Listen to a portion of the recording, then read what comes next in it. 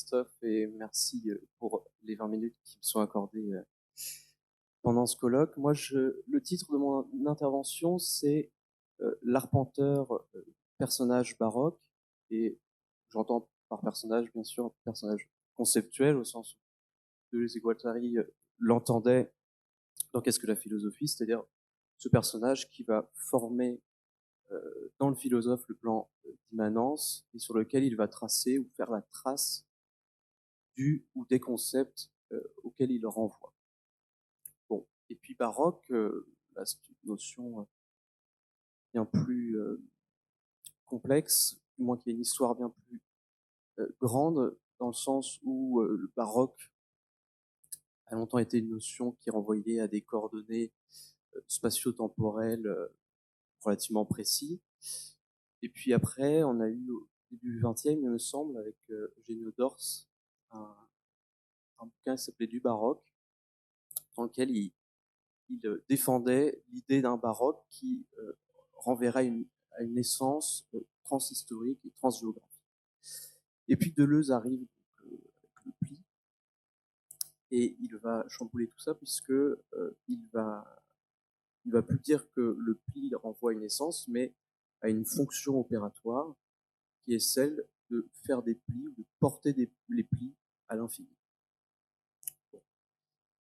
Il a besoin de ce concept dans le cadre du livre éponyme, donc le pli, Leibniz et le baroque, afin de comprendre le système leibnizien et particulièrement la métaphysique leibnizienne de la monadologie. Je sais qu'on en a déjà parlé ce matin, Pablo en a déjà parlé ce matin, mais alors je vais refaire petite définition de ce qu'est une monade.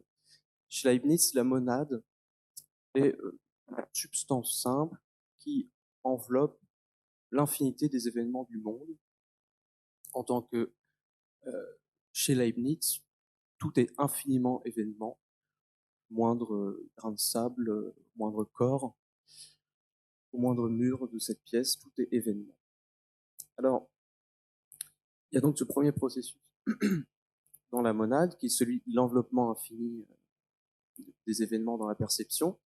Et puis, il y a un second processus que Leibniz va appeler ce processus d'appétition, qui est un espèce d'effort que fait la monade à exprimer clairement les perceptions qu'elle enveloppe, ou plutôt les perceptions qui enveloppent les événements dans la monade. Alors, pourquoi cet effort d'appétition? Il faut quand même se rappeler que la monade enveloppe bien plus que ce qu'elle ne peut développer, elle imprime bien plus que ce qu'elle ne peut exprimer, c'est-à-dire c'est-à-dire déplier. Et ce qu'on doit comprendre, en fait, c'est que la monade est tapissée d'un sombre fond, d'une sorte de brouillard, et c'est de ce brouillard, composé de petites perceptions, de petits plis indistincts, que va s'extraire des plis plus amples qui vont réussir à se développer et à former. C'est eux qui forment ce qu'on va appeler la zone d'expression claire, ce que Deleuze appelle la zone d'expression claire. Leibniz dit bien que les monades sont sans porte ni fenêtre, c'est-à-dire qu'aucune perception ni entre ni ne sort. Et par là, il fait quelque chose. Il dit en somme que le monde n'existe que dans les monades qui l'enveloppent. Et on doit donc comprendre que le monde étant infiniment composé de monades, une monade enveloppe toutes les autres monades et est elle-même enveloppée dans toutes les autres monades. Et quand, je crois que tu parlais d'inclusion ce matin, Pablo, Deleuze définit le pli, ou du moins la cause finale du pli, comme l'inclusion dans la monade. Peut-être redéfinir, en tout cas. Moi, je dis, le pli, c'est la fonction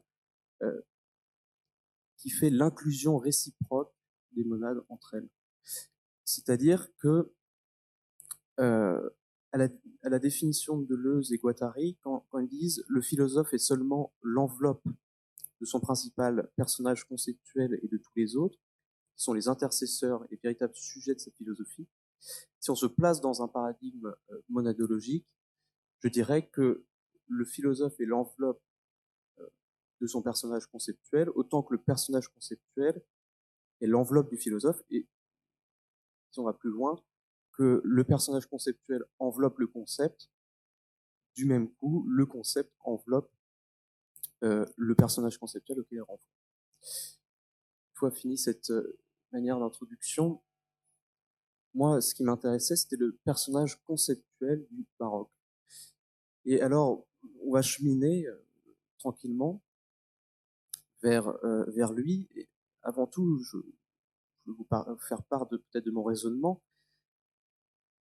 A priori, on pourrait se dire, trouver le personnage conceptuel du baroque, il faut qu'on trouve un personnage qui a rapport avec un développement des plis. Et moi, en tout cas, le premier personnage qui m'est venu en tête, c'est celui de l'enquêteur.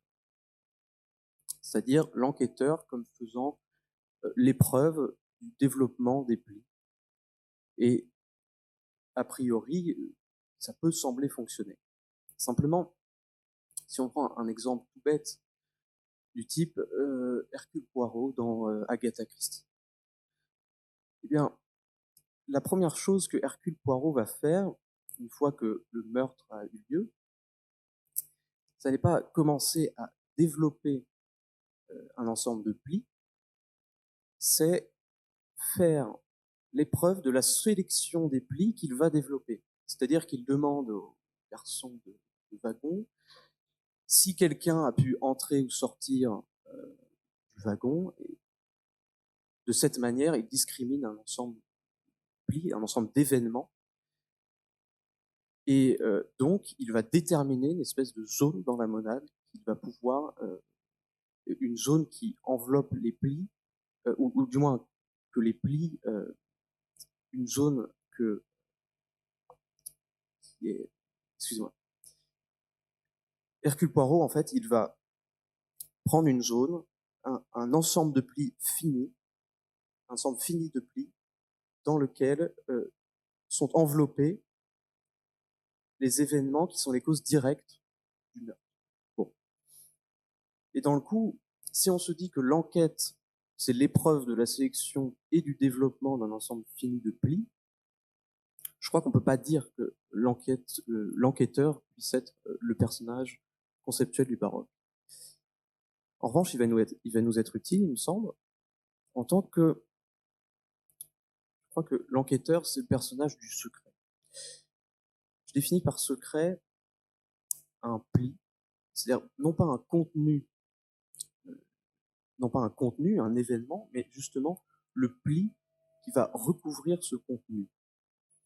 Et cette notion de secret nous aide à définir celle de mystère. Et pour moi, l'arpenteur, on y arrive, c'est pas le personnage du secret, mais c'est celui du mystère. Et je définis le mystère comme l'ensemble des secrets contenus dans la monade, c'est-à-dire l'ensemble des replis tenus secrets dans le sombre fond.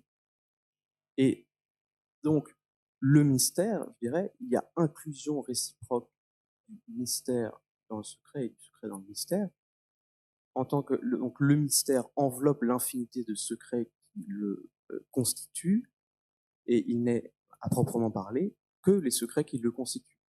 Le mystère, c'est vraiment le sombre fond dans la monade, cette concrétion de plis, cette concrétion de secrets euh, indistingables, gardés dans le fond obscur.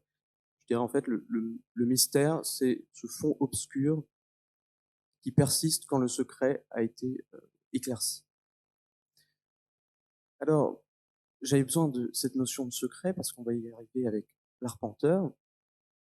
Mais je dirais avant tout que l'arpenteur, c'est avant tout une sorte d'enquêteur qui est forcé à arpenter le monde, à arpenter la mise en pli infinie du monde. Je prends Kafka, chez qui j'ai pioché ce nom d'arpenteur. Quand K est arrêté dans le procès, a priori, il se dit qu'il va enquêter sur les causes de cette accusation, mais c'est en découvrant que enquêter ne suffit pas, que la machine administrative plie infiniment la cause en elle la cause de son arrestation, que l'enquêteur devient arpenteur. Et je dirais que la formule de l'arpenteur, c'est celle de David Foster Wallace. En tout cas, je l'emprunte à David Foster Wallace dans Le Roi Pâle. C'est celle-ci. David Foster Wallace dit: il y a pourtant des secrets à l'intérieur des secrets, toujours. Et en fait, c'est la formule c'est presque en fait la formule de l'enquêteur qui se fait arpenteur en tant qu'il comprend que il a beau détricoter, déplier autant que possible la monade, il y a toujours un pli quelque part dans ce pli qu'il vient de déplier. Et je fais, je parle de Kafka, ce n'est pas anodin, parce que je pense, il me semble que le plan d'immanence deleuzien, et a priori deleuzo-guattarien, disons, rencontre le plan diégétique kafkaïen en deux territoires conceptuels, celui donc du rhizome et celui du pli, en tant que la problématique majeure que Deleuze et Guattari se posent, c'est celle, la problématique, c'est celle de faire de la cartographie. Et comment on fait la carte conceptuelle. Et je crois que Deleuze, dans le pli, ne fait pas autre chose que d'arpenter le système leibnizien, de telle sorte qu'il va faire la carte. En fait, je crois qu'en revenant à ses premiers amours pour l'histoire de la philosophie, Deleuze a quand même emporté avec lui ce qu'il a fait avec Guattari précédemment, et qu'il va faire la carte de cette espèce de machine de mise en pli, de cet agencement baroque extrêmement curieux qu'est le pli, et dont l'arpenteur, il me semble, est tout à fait l'image adéquate pour se rendre compte de cette chose. Bon, je vais...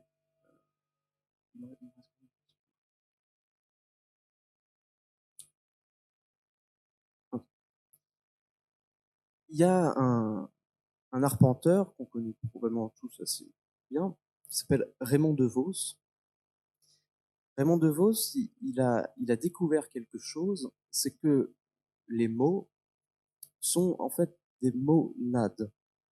L'idée, Borges lisait des livres aussi qui étaient des monades, mais DeVos, il a une manière tellement particulière de traiter le langage qu'il va déplier infiniment les mots et se rendre compte avec enchantement que les mots sont des monades, sont infiniment dépliés et dépliables, pliés et dépliables. Il y a cette formule, enfin, il y a ce personnage fictif chez DeVos qui intervient souvent dans ses spectacles. Là, je vous cite un extrait. DeVos commence. Il dit: chaque fois que je veux terminer une histoire, il criait: et alors? Bien, j'étais obligé de continuer, d'improviser, et lorsque je croyais avoir terminé, il criait: et alors? Et alors, je vous donnais déjà tout à l'heure la formule, selon moi, de l'enquêteur qui se fait arpenteur, il y a pourtant des secrets à l'intérieur des secrets, toujours. Mais pour moi, et alors, c'est la question qui ne différencie pas l'enquêteur de l'arpenteur. Au contraire, je dirais même, l'enquêteur dans un interrogatoire, souvent amené à poser la question et alors à un témoin, un suspect, jusqu'à ce qu'il déplie la chose voulue. Mais justement, là où l'enquêteur et l'arpenteur se différencient du point de vue de cette question et alors, c'est dans son infinie reconduction. C'est-à-dire que l'arpenteur, en sachant qu'il y a infiniment des secrets dans les secrets, ne cesse pas de poser la question et alors, entendu, et alors le pli suivant. Donc,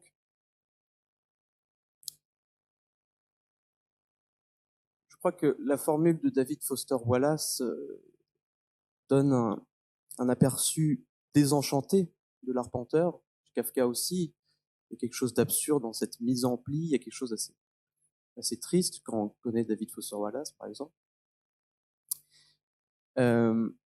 Mais quand on va chez De Vos, quand on prend la formule il y a des secrets dans les secrets toujours, là, d'un coup, la formule, ou quand on prend la question et alors infiniment reconduite, c'est une formule d'enchantement, de découvrir que chaque mot est un monade, chaque mot est dépliable à l'infini.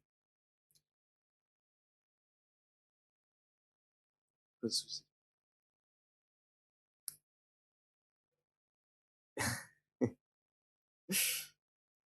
Et alors, oui, exactement. Donc, il y a donc chez David Foster Wallace, je pense qu'il y a donc cette part, ou chez Kafka, cette part désenchantée de l'arpenteur, de cette mise en pli infinie. Et chez De Vos, au contraire, c'est dans la possibilité de déplier infiniment les choses qu'on trouve un véritable enchantement, euh, donc dans ce pli baroque. Et je vais peut-être terminer là-dessus après. En tout cas, moi, c'est sur ces territoires-là que je suis allé, que j'ai fait des recherches pour mon mémoire. C'est la question des processus de déploiement, de cartographie de la monade, en tant qu'enchantement ou non. On s'efforce toujours, il y a cet effort, on disait dans la monade, d'aller à l'expression claire des perceptions. L'arpenteur, c'est exactement ce qu'il fait, c'est-à-dire qu'il va s'efforcer en permanence de cartographier cette monade, et pour cela, il a besoin de processus. Et moi, c'est une sorte de ligne de fuite pour conclusion. C'est, je crois qu'on peut s'amuser à trouver les processus qui permettent d'aller de pli en pli à l'infini. Alors, je donne quelques exemples, je vais pas d'image là, mais on peut prendre le pli, on peut faire devenir transparent le pli, de sorte à voir au travers, voir les plis encore en dessous. On prend, moi je prends l'exemple du Christ voilé de San Martino à Naples. On peut faire des trous dans les plis, comme Marc-Antoine Mathieu l'a fait dans une de ses bandes dessinées. Et j'en aurais fini avec cette intervention, avec ces pistes donc, cartographiques et baroques. Et s'il y a des questions, merci de votre écoute. S'il y a des questions, je vais essayer d'y répondre. Voilà.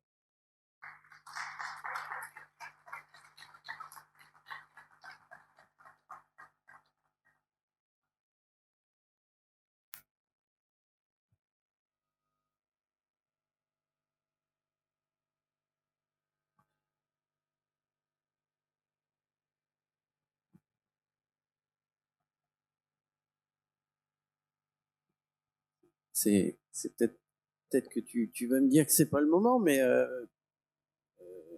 peut-être tu situes où alors les parce qu'il y a une autre partie là, que t'as pas développée, c'est bien, mais c'est peut-être en dire deux mots sur sur la bon si t'as parlé de Mathieu, et tu peux peut-être un peu développer sur la bande dessinée Mathieu par rapport au pli, s'il te plaît.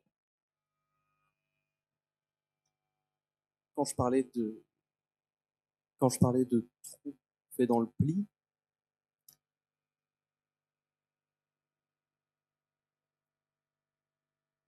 techniquement, il n'y a pas de discontinuité dans la monade. Simplement, je pense que en, en imaginant le pli comme une forme liquide dans la monade, en fait, quand on fait un trou, c'est comme si le liquide remontait, se rebouchait. Et par là, effectivement, mais pas dessus. Le moment, je commence à travailler de manière, dans les lignes de fuite de Deleuze sur ce que j'appelle les images liquides, c'est-à-dire ces images qui, selon moi, caractérisent la bande dessinée. Mais je ne peux pas développer plus. D'accord. Voilà. Pas d'autres questions?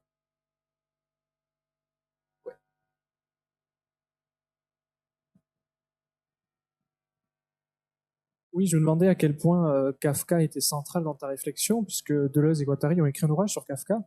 Donc du coup, je trouve ça vachement intéressant de revenir à Kafka à partir du pli, et qui du coup, dans un colloque sur Deleuze, court-circuite a priori leur ouvrage sur Kafka. Donc je me demandais si c'est quelque chose qui entrait en contradiction avec ce qu'ils disaient, dans le sens où finalement leur ouvrage sur Kafka, ben, t'en as pas besoin parce que ça répond pas à tes problèmes, ou est-ce que quand même tu arrives à allier à la fois enfin, je sais pas si c'est une figure importante pour toi, pour l'Arpenteur, mais si ça en est une, est-ce que tu arrives à allier à la fois le pli et à la fois la littérature mineure, les agencements, enfin tout ce qu'ils disent de Kafka.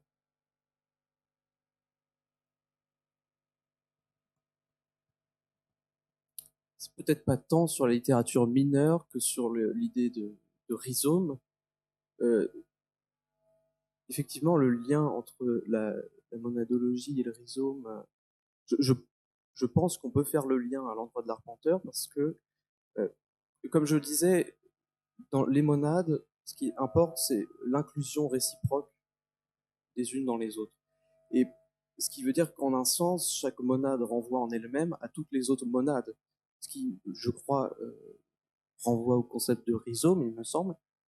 Peut-être simplement par analogie, mais en tout cas, je crois qu'il y a un rapport à faire, effectivement, entre le rhizome qui relie chaque point entre eux et, et les monades qui, par cet effet d'inclusion réciproque, se, se répondent l'une l'autre. Voilà. Je ne sais pas si j'ai répondu à ta question.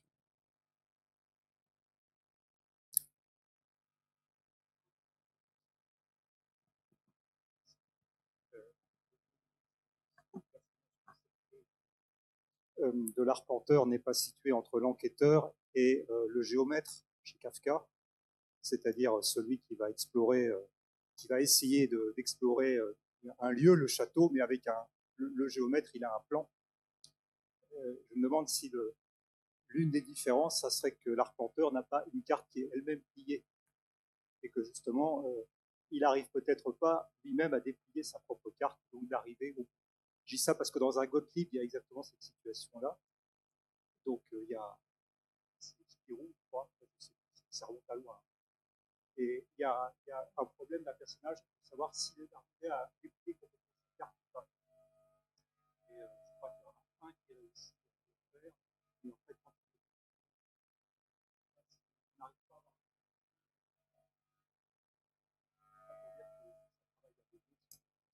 avoir là aussi.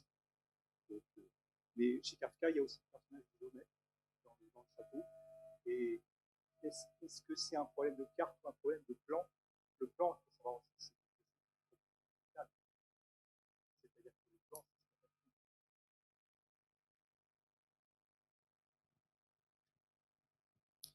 Et je crois que, comme on disait, il y a le plan est aussi en lui, puisque le monde de l'arpenteur est enveloppé en lui. Euh, et effectivement, il n'y a pas de carte, de plan préalable des choses, quoi. Et, et donc, il y a toujours un pli, effectivement, qui reste. C'est soit le grand désenchantement kafkaïen du pli, justement, soit le grand enchantement chez De Vos, se dire qu'il y a toujours un pli qui reste dans un mot et qu'on peut toujours en faire une histoire.